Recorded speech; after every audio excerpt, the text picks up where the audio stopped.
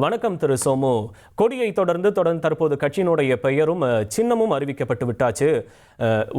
தனிமரம் தோப்பாகாது, நிச்சயமா கூட்டணியோட தான் தேர்தலை எதிர்கொள்வோன்னு குறிப்பிடுறாங்க. சசிகலா முன்னாடி இருக்கக்கூடிய கூட்டணி வாய்ப்புகள் என்னவா இருக்கிறது, உங்களுடைய பார்வைகள்? முதல்ல அவங்களுடைய கட்சி பெயருக்கு ஒரு வாழ்த்து சொல்லிடுவோம். ஏன்னா அநேகமா இந்தியாவிலேயே இல்ல உலக அளவிலேயே மிக நீளமான ஒரு பெயரா இருக்க வாய்ப்பு இருக்கு. எத்தனை எழுத்துக்கள்னு தெரியல, ஆனா பொதுவா பாக்குறப்ப அந்த மாதிரி பெரிதா இருக்கு. வாழ்த்துக்கள். அரசு கூட்டணி அப்படின்னு பாக்குறப்ப இங்க இவரு பாமக நிறுவனர் ராமதாஸ் அவர்களுடன் இவர் போய் பேசினதாகலாம் செய்தி வந்தது. ஆனா அதே நேரத்துல இந்த பாமக அப்படின்னாலே அன்புமணி அப்படின்னு தான் யதார்த்த நிலையா இருக்கு. ஏன்னா தேர்தல் ஆணையம் முதற்கொண்டு அதை சொல்லிடுச்சு. நீதிமன்றத்திலையும் இப்ப ராமதாஸுக்கு சாதகமாக எந்தவித ஒரு நடவடிக்கையும் இல்லை. இந்த சூழல்ல தொண்டர்களும் சரி நிர்வாகிகளும் அன்புமணி பக்கம் தான் இருக்காங்க. கட்சி பெயர் சின்ன அங்கதான் இருக்கு.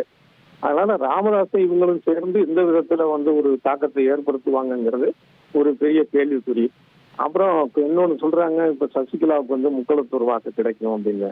ஆனா அதுலயும் எனக்கு நம்பிக்கை இல்லை. ஏன் அப்படின்னா முக்களத்தூருக்கு இடஒதுக்கீடு ரீதியாகவும் சாதி சான்றிதழ் ரீதியாகவும் பல கோரிக்கைகள் இருக்கு.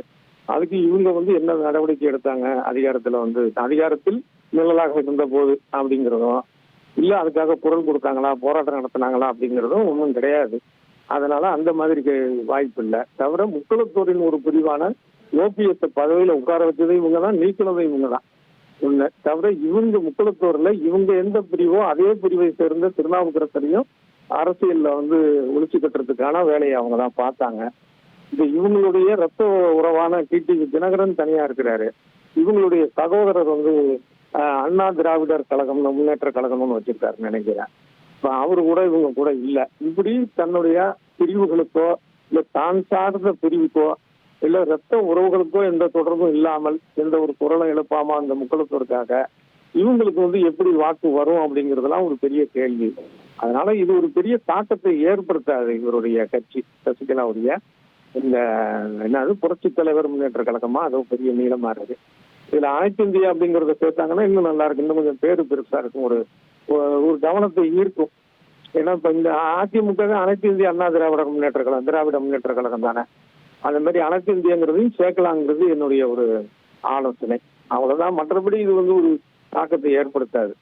1,27,00,000 மனங்களை வென்ற தந்தி டிவி யூடியூப் சேனல். தவிர்க்க முடியாத தம்ப்நெயில்ஸ், கலக்கலான கான்டென்ட்ஸ். நீங்களும் இந்த குடும்பத்தில் இணைய இப்பவே சப்ஸ்கிரைப் பண்ணுங்க. அசுரபலம் கொண்ட எங்கள் டிஜிட்டல் கரங்களில் உங்கள் விளம்பரங்களை சேர்க்க வாட்ஸ்அப் பண்ணுங்க.